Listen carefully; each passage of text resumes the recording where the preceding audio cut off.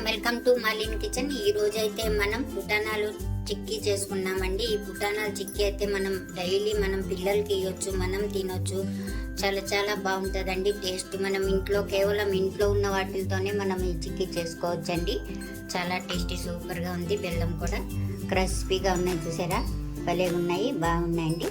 మీరు తప్పకుండా ట్రై చేయండి. ఈ రెసిపీ నచ్చితే లైక్, షేర్, కామెంట్, సబ్స్క్రైబ్ చేయండి. మర్చిపోకండి మీ ఫ్రెండ్స్కి షేర్ చేయండి. వీడియో చూడాలంటే నోటిఫికేషన్ ఆన్ చేసుకోండి. వీడియో అయితే పూర్తిగా చూడండి. వీడియోలో ఎలా చేసామో అలాగే చేయండి. పుటానాలు చిక్కీ అయితే చాలా బాగుంటుంది. ఈ రెసిపీకి టార్గెట్ 50 లైక్స్ అండి. తప్పకుండా లైక్ చేసి ఫుల్ వీడియో చూసేయండి, బాగా చూసేయండి. అద్దరిపోతుంది చిక్కీ అయితే. Thank you. కడాయి తీసుకోవాలండి. స్టవ్ వెలిగించుకొని ఇందులో మనం ఒక అరకప్పు నేను పుటానాలు తీసుకున్నానండి. తీసుకుని కడాయిలో వేసుకొని కొద్దిగా లైట్గా వేయించుకుందాం. ఇలా వేయించుకొని మనం పక్కన తీసుకోవాలండి క్రిస్పీగా. ఇప్పుడు మనం అదే కడాయిలో మనం పుటానాలు తీసుకున్నామండి. అదే కప్పుతో మనం బెల్లం వేసుకోవాలండి. మన ఇష్టం, చక్కెర అయినా వేసుకోవచ్చు, బెల్లమైనా వేసుకోవచ్చు. ఒక చెంచా నీళ్ళు అయితే వేసుకోవాలి. పాకం తెచ్చుకుందామండి. పాకం రావాలి బాగా. ఇందులోనే మనం కొద్దిగా ఒక పావు చెంచా నెయ్యి అయితే వేసుకోవాలి. వేసుకొని ఇలాగే కొద్దిగా పాకం రానియాలి.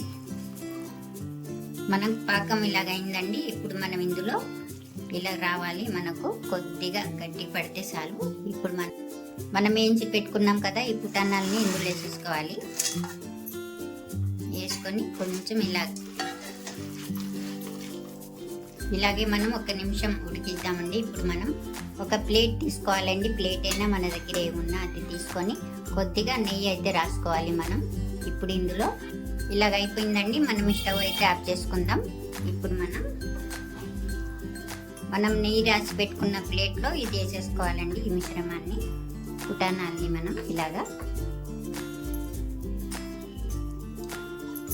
వేసుకొని ప్రెస్ చేసుకుందాం మొత్తం ప్లేట్ అంతా.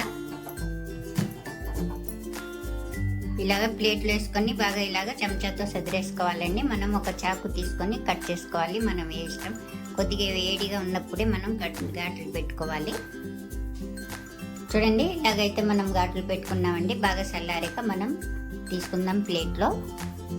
చూడండి, మనకు చల్లారిపోయినాయండి. మనం తీసేసుకుందాం. చూసారా, ఇలాగైతే వచ్చేస్తా ఉంది మనకు. మనం ప్లేట్లో తీసేసుకుందామండి. అన్నీ ఇలా ముక్కలన్నీ తీసేసుకుందాం. ఇలా ప్లేట్లో అన్నీ తీసుకున్నామండి. ఎంతో హెల్తీ అయినా టేస్టీ అయినా పుటానాలు చిక్కీ అయితే రెడీ అయిపోయింది. ఈ రెసిపీ నచ్చితే లైక్ చేయండి.